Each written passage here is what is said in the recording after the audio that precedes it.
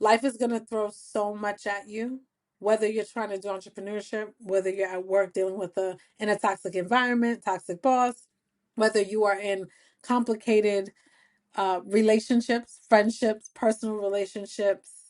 You have to be grounded and know who you are. You have to be centered. It's so important to be anchored, right? That no one can tell you who you are except your maker, and you be swayed. You start second guessing yourself. You need to be confident in how you move in the world.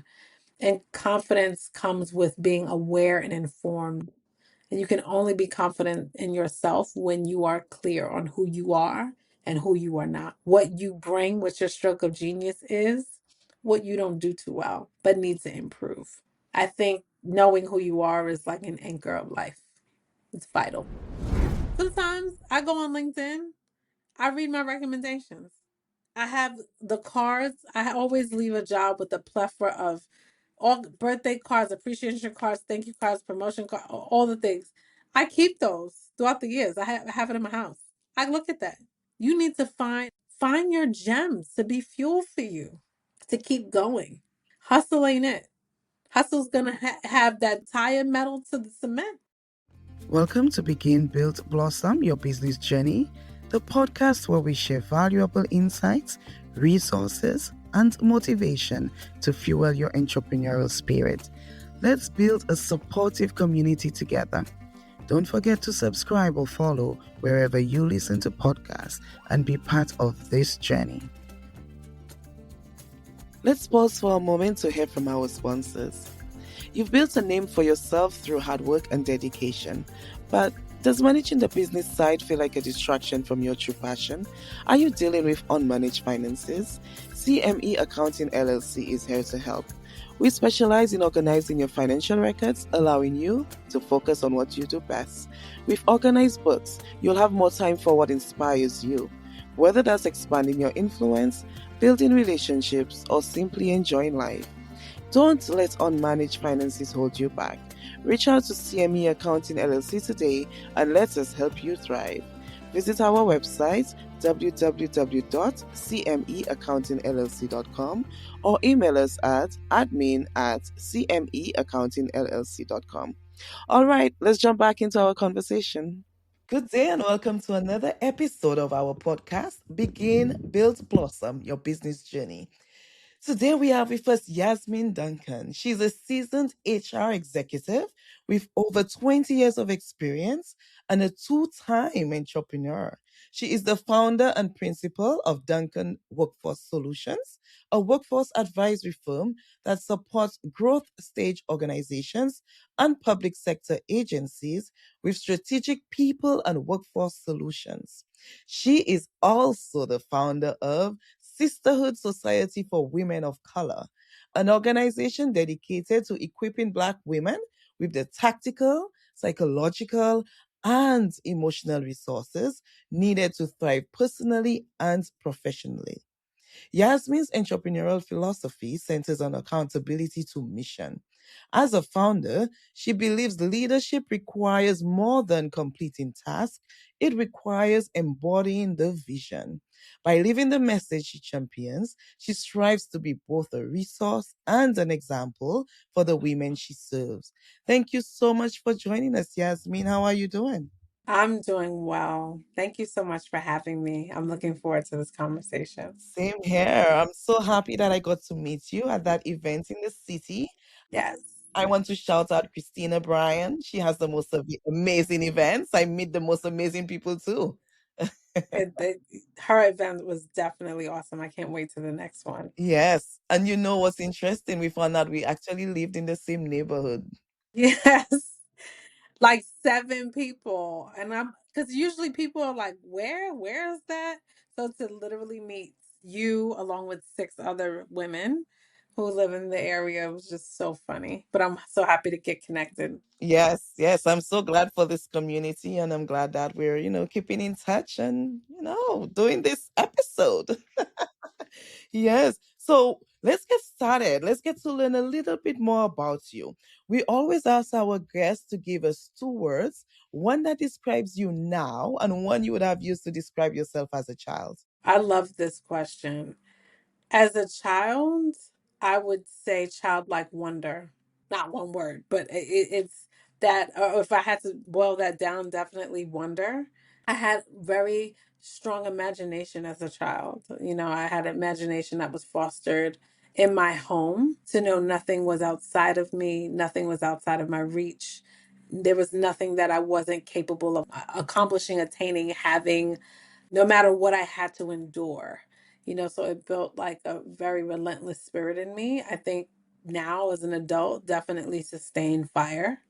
I am very passionate about women of color, people stepping into agency, women stepping agency, men stepping in agency, knowing the power of choice and that you can create the life that you desire to live and have the kind of relationships that you desire to have. Do fulfilling things. You can live a fulfilling life. The end of every week, it shouldn't be this like, oh, I made it. And I mean, listen, do you feel like that? Yeah. That can definitely be a common feeling. But should it be? You know, those are things that I challenge. Should it be? You know, did we have all the intentions that we should have had, could have had, should have made with our time, with how we move in the world? Thanks so much for sharing that with us. I really love that. And if you were to travel somewhere today, where would that be? Jamaica. Ooh, that came out so quickly. Why Jamaica? Immediately. Let me tell you something. And maybe this was something that I manifested, but there were two places as a child that I would get like really, really excited about when they showed commercials. It's crazy because TV, you don't see any of these things anymore. But they would show commercials of Walt Disney World, come to Disney World, these family commercials. I was like, oh my God, I gotta go to Walt Disney World. And the other place was Jamaica. And there was this commercials like, come to Jamaica and feel all right. When I tell you, I would be like, I would get so excited, jumping up and down, screaming. My mom was like, oh Lord, here goes her favorite commercial. And of course, as soon as I turned 18, I got my passport, that was the first place I went. And I have to say, maybe it's because I wanted to go there for so long and finally to go. I never traveled somewhere where I stepped off the plane. As soon as we came through and I'm in the airport, I felt like I was home. I felt like I've been there a thousand times before. I remember waiting for the taxi. I felt like it wasn't the first time. I've never traveled anywhere and felt at home. Like Oh, this I is love home. that. I love that. Well, You know, I felt actually more home than here. So I could see me living in Jamaica one day, but listen, I may change my mind when I go to Africa because I have some friends who went to Africa and it's just life changing. A good friend of mine just came back. We caught up this week, so that's definitely on the bucket list next. which country in particular are you thinking of? I was thinking of Ghana. Ghana. Okay. Yeah, Okay. Ghana, Kenya, Tanzania. Okay. I do want to visit as well. So let me know when you're going, okay? Yes, All right. And if there is one book or movie you'd recommend, which would it be? the movie. Well, the first that comes to mind, which I've actually had mentees of mine go watch this, is Molly's Game. And it was based on a true story of a woman named Molly who was down on her luck, ended up getting a job as like a receptionist to someone who would run a gambling ring offline outside of work hours. And at first, you know, she's there helping him, but she saw how much money they were making, and then he started to tip her. Then it's like, huh, well, wow, I'm bringing in some money, you know. Then they got into it. I don't want to tell the whole story. She ended up running her own ring, and you know the story takes off.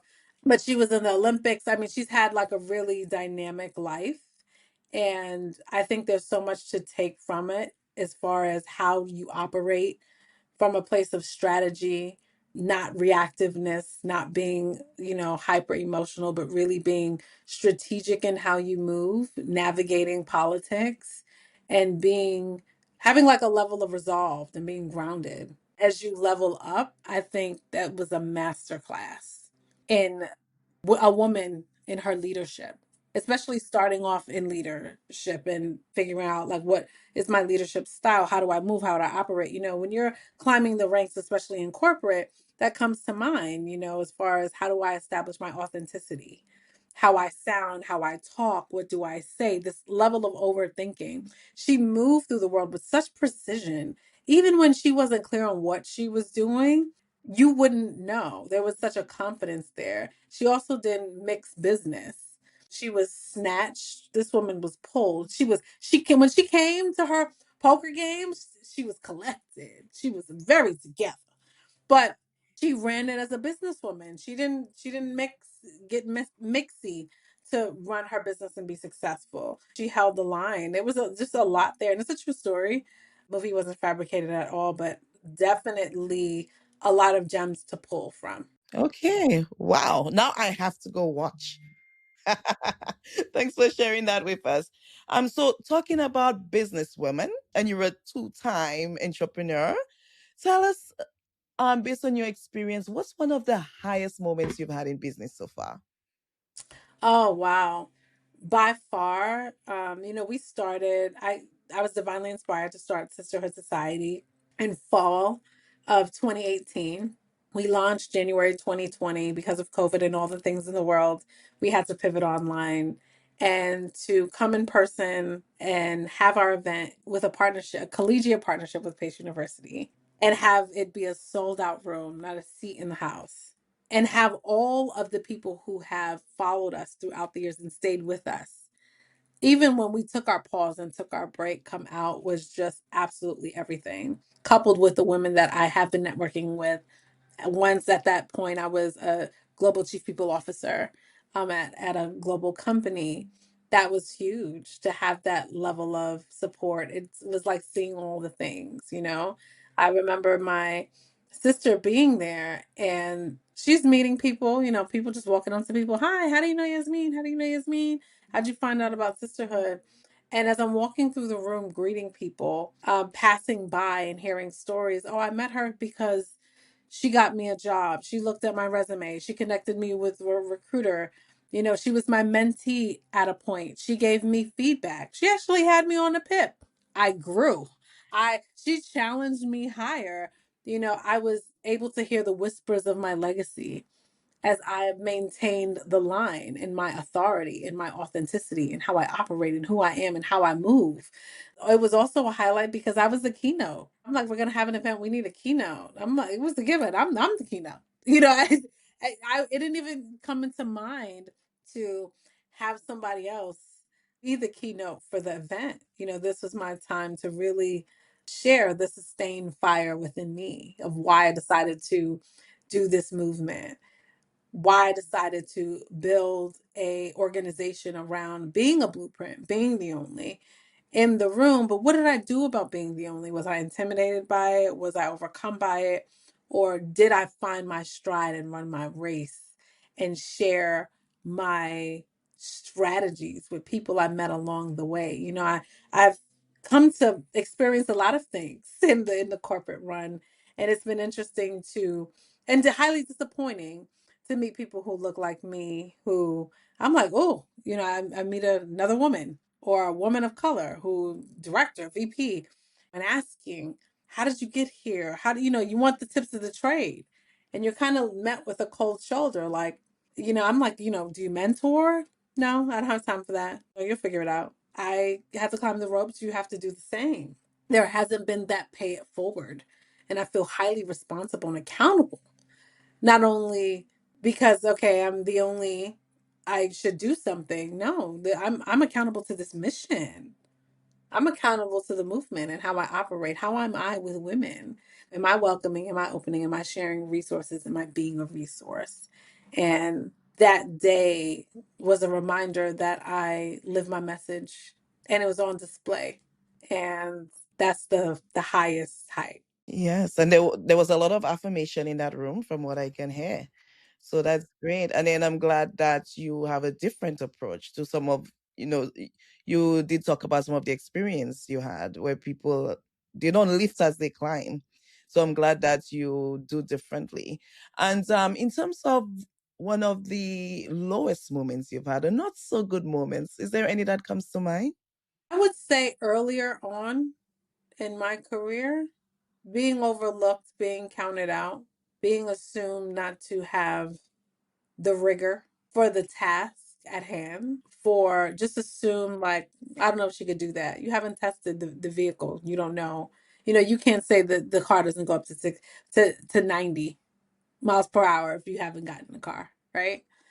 And those moments are disappointing, sure, but I've always found them to be fuel and gas for me. I hear that sustained fire there again. I've always, it's consistent. It's consistent. And not to prove to anyone, you're counting me out. No, I can do this. No.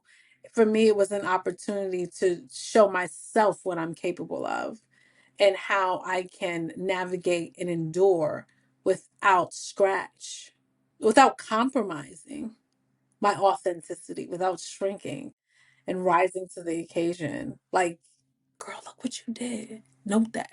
You have to be your own cheerleader.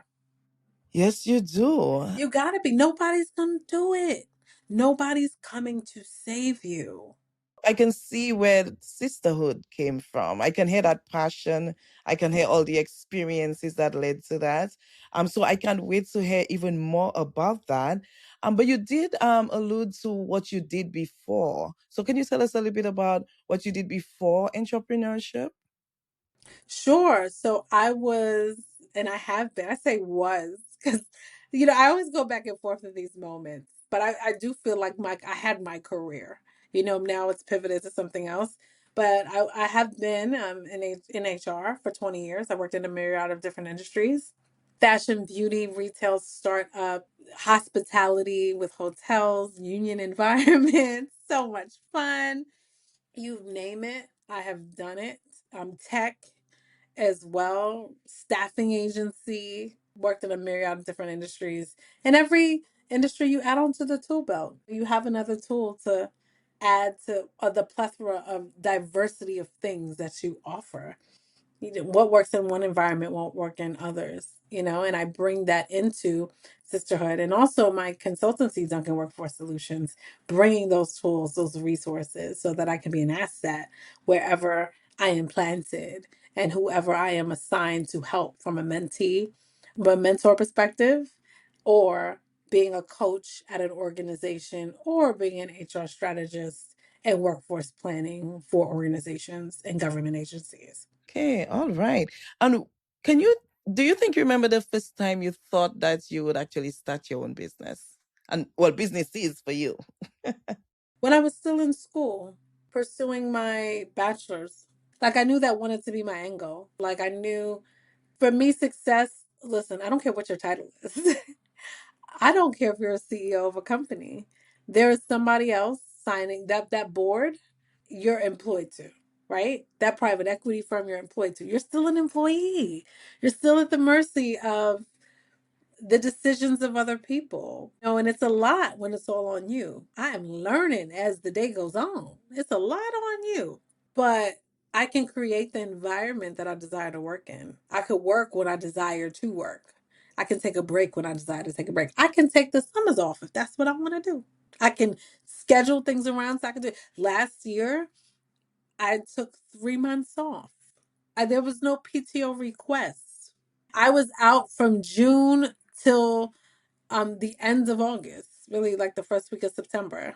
I was traveling. I was with my mom and my family, all up and down the California coast, different islands. I mean, the only thing I did do was go to Africa. Okay.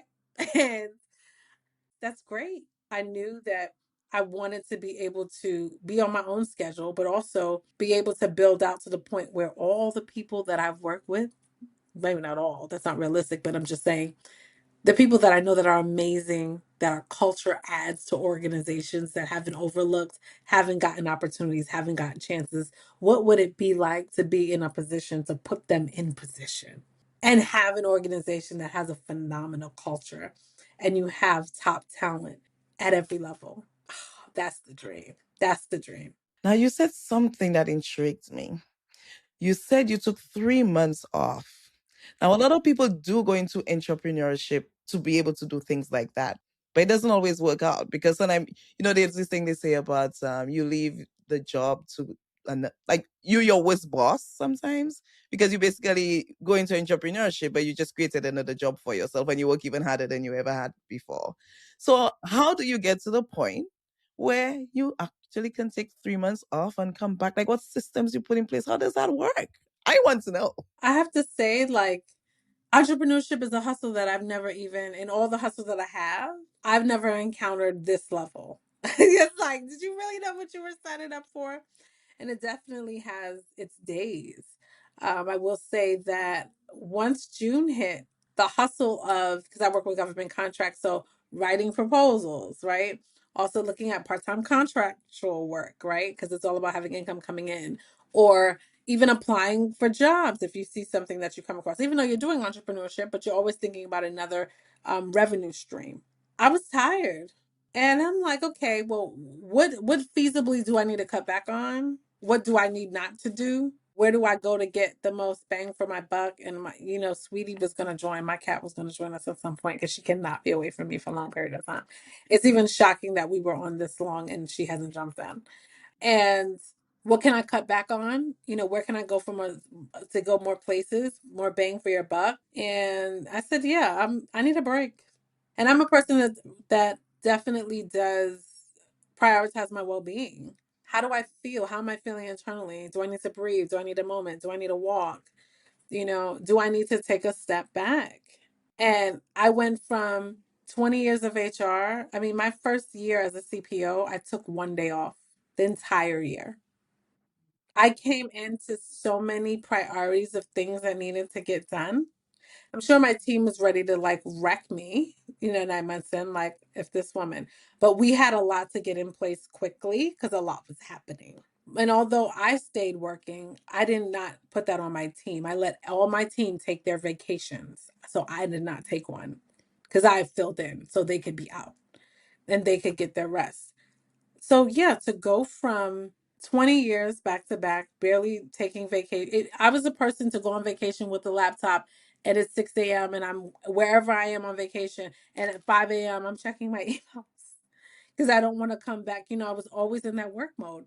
To leave getting to the top of the mountain as a CPO and then going straight into entrepreneurship, girl, take your break. So that's what I did. So figure out, where do you cut back? What do you cut back on? What do you do? Where can you get more bang for your buck? If you are, a lot of people, even in this economy, are thinking of exiting. Negotiate that severance package. That definitely helped me for sure. Also to make that move. Yeah. Let's pause for a moment to hear from our sponsors. You've built a name for yourself through hard work and dedication, but does managing the business side feel like a distraction from your true passion? Are you dealing with unmanaged finances? CME Accounting LLC is here to help. We specialize in organizing your financial records, allowing you to focus on what you do best. With organized books, you'll have more time for what inspires you. Whether that's expanding your influence, building relationships, or simply enjoying life. Don't let unmanaged finances hold you back. Reach out to CME Accounting LLC today and let us help you thrive. Visit our website www.cmeaccountingllc.com or email us at admin@cmeaccountingllc.com. All right, let's jump back into our conversation. Okay. So it sounds like there's a lot of intentionality there and a lot of planning because that's what your priority is. That's something you want in this season of entrepreneurship. That's important that you're able to have that kind of flexibility. So you plan around that and that's how it works for you. If I understood that correctly. Yeah, absolutely. Okay. So let's go back a little bit. What about your childhood you think led you to where you are today? Oh, my mother. Mm. Like, don't even have to think about it. I had the mission. I'll start here. The mission for Sisterhood Society of what we do, what we provide. We say that we provide the tactical, emotional, and psychological needs for women of color to thrive. That's the mission. And again, sisterhood is built off of me as being like the blueprint. That's what my mother did for me. My mother created an environment that fostered a very resilient mind, that got me to learn how to critically think early, critically think about the woman I wanted to become, how I wanted to live, where I wanted to live, what I wanted to do, how much money I want to make. She fostered an environment that let me, and again, did I connect all these dots then? No. You're talking about her helping me critically think in the second grade. I'm not putting the dots together. But of course, as I grow older, wow, I have these conversations with her now. You were teaching me agency. Did you realize that? And when I explain it and break it down how I understand it, she's like, huh, no. I didn't think about it all like that. It was intentional but unintentional at the same time. But yeah, she taught me agency for a very early age. I have the power to choose. I'll do you one better. I have the power to become. Who do you want to be? What do you want to accomplish? So much so that what fosters my value is not based on what I acquire in degrees or accolades or titles or status or compensation. My worth and my value is what's done internally. And I say this often. I've gotten into deep conversations with different people about it. Take all this stuff away. Would I be less confident? No, because I'm clear. Self clarity is everything. My energy, my personality, my vivaciousness, knowing my stroke of genius, which is being an activator, getting people to see what they do not see in themselves, what they're unaware that they're capable of, or what they're aware. This is, do you know that this is a strength for you? Like, you're really, your people assessment is really good. You think so? Yeah, that's discernment. You have a very discerning eye. Lean into that. Don't second guess your decisions because clearly you're connecting to something. Lean into that intuition. It's going to guide you. It's important. James Baldwin, he said people that you love are going to make you aware of the things that you don't see. And do I love everybody? No. But as a leader, do I feel accountable to do that? To activate, to leave people with, even if it's a mere conversation of FYI, do you know what you can have? People leaving affirmed, people leaving, asking themselves questions about possibility. Yes, I feel accountable to that. I think about, we met at a networking event. We had this, it feels like a long car ride. It didn't feel long because the conversation was so rich. But that was a rich conversation. That was a conversation of affirmation. What's possible? Do you know how you navigate? This is what you do. Yeah, I have to. Have to. Talking about that reminds me of, exit strategies. You did mention earlier that people in this environment, people are probably thinking of exiting, or people are being laid off. So there are negotiations that can happen at least around the exits. Is that something you want to touch on, considering the environment we're in? Absolutely. I think the angle that I'll take is how people reach out to me or when. You know, in this climate, people definitely reach out to me if they are feeling targeted at work. This is happening. This doesn't feel right, but I can't really put a name to it. Can I run this by you? Do you have, can I take a 30-minute consultation? Or severance negotiations. I'm not a lawyer. I will always direct you to an attorney, right? But having an HR person that can be an ear to, is this the right thing to negotiate? Right? Not being a person who is leading you from getting a cut of what you're getting is a different perspective. So that's how I support people there. And also people wanting to, we this is a very tough climate. It's interesting. I've had conversations with about 3 people in the last week who are like, I want to leave my job. Like, why? Talking about agent, it's all like a two-sided coin. I believe in agency. I believe in the power of choice.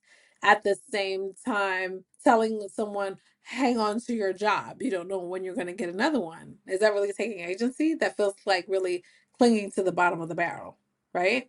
I get it, but we need to be practical. Right now, to date, up until today, there are 650,000 Black women that are laid off that cannot find work at every level.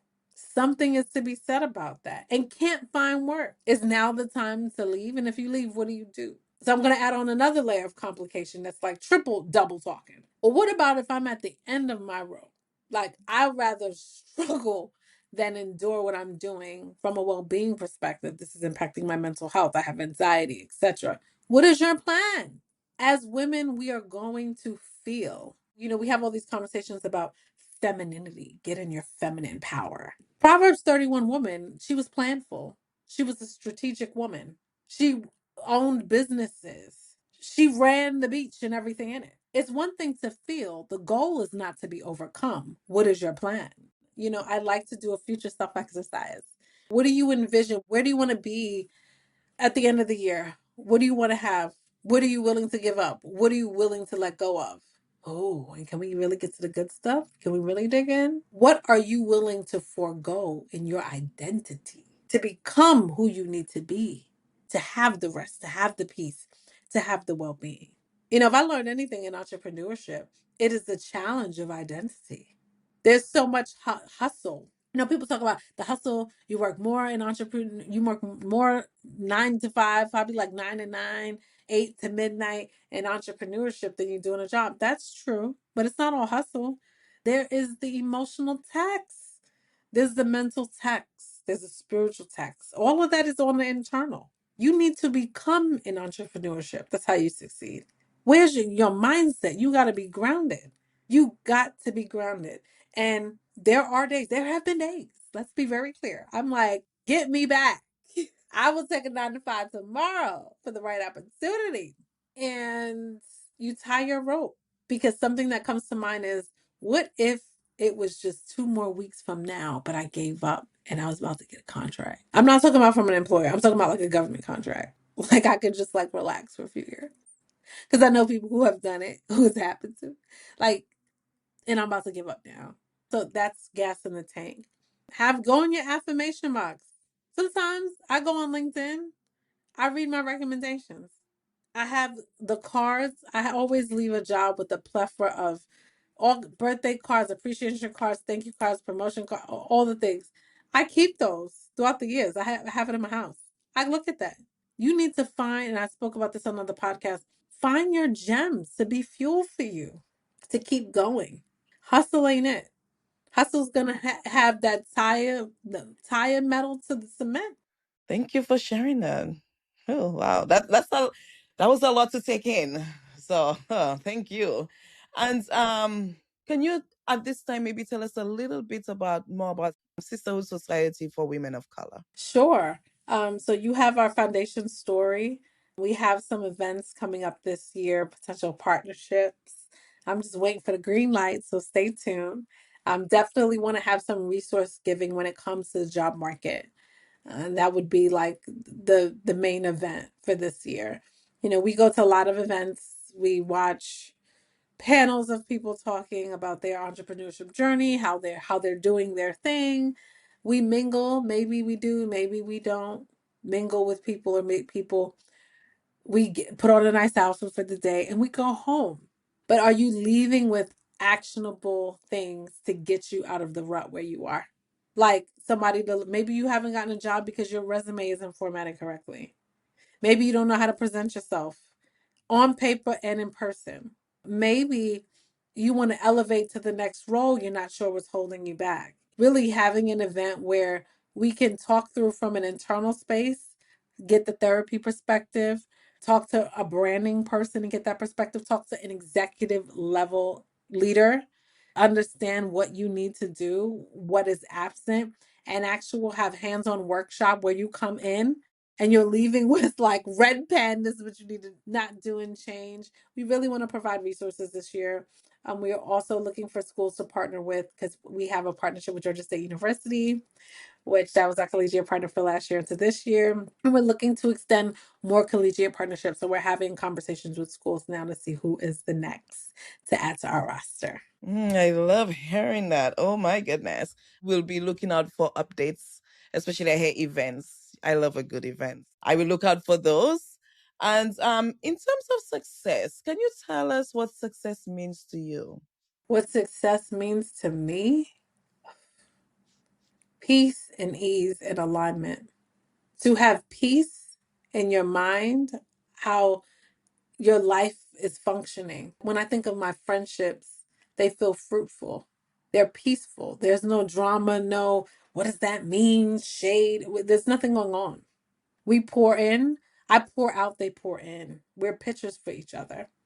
When I have ease, sure, there's going to be a challenge that you're working. Ease doesn't mean I think that life where you get to a season where there's nothing going on. There's going to be things going on, sure. But you're navigating. You're not freezing, like stuck and unsure. You're not having anxiety. You're confident. It's I think of I think in analogy. So I almost think of like boat is at sail in sea. You're not fighting against the wave. You found your sail. You're just moving forward. Regardless of how the waves start to roll, it doesn't keep you from moving forward in your path. Just having that ease. There will be challenges, but things don't feel hard. And above all, alignment. The relationships that I have in my life I'm aligned with these people. I'm aligned with the people that are my friends, my tribe. I'm aligned with my professional community that I have, those I've chose to have in my professional community. When you're not in alignment, doesn't have to be chaos. It's closure because you got clear that this person isn't going into the season. You have to recognize when it's time to get off the boat. It can be hurtful and hard to close doors that you had all the plans for. Like, we're going to do this, we're going to do. That person is not in this chapter. The season is up, And that's okay. and that's okay, right? So yeah, having full alignment, having ease, and having peace. Having a peace of mind is priceless. You don't really know until you don't have it. That to me is success. And what is interesting about those three things, peace, ease, and alignment, people think like, oh, I'm successful when I'm making this. I didn't say nothing about that. Because people could have all the money in the world and have those three things.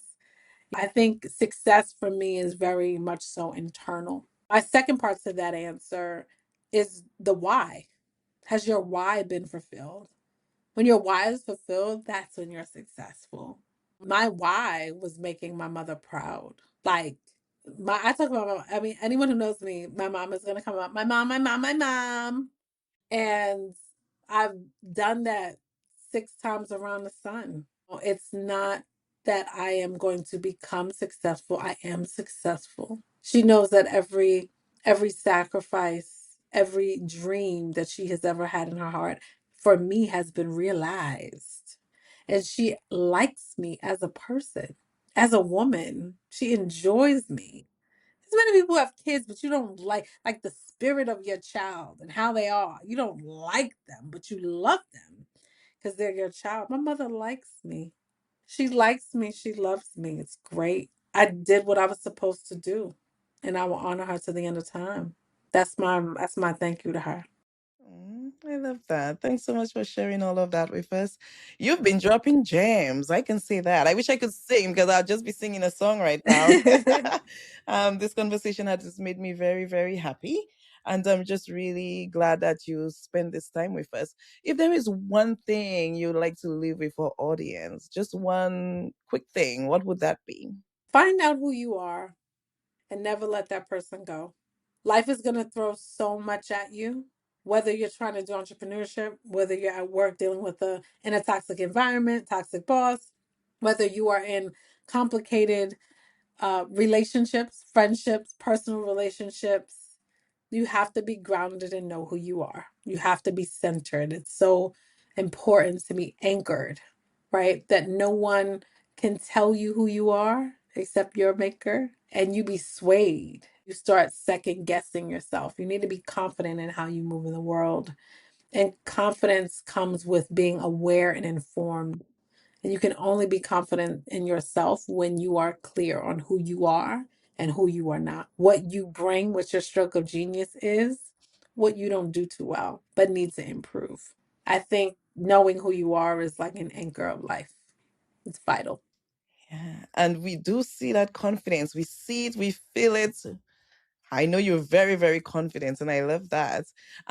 So what's the best way that people can reach out to you? Yes, LinkedIn DMs. I'm always here for LinkedIn message. I'm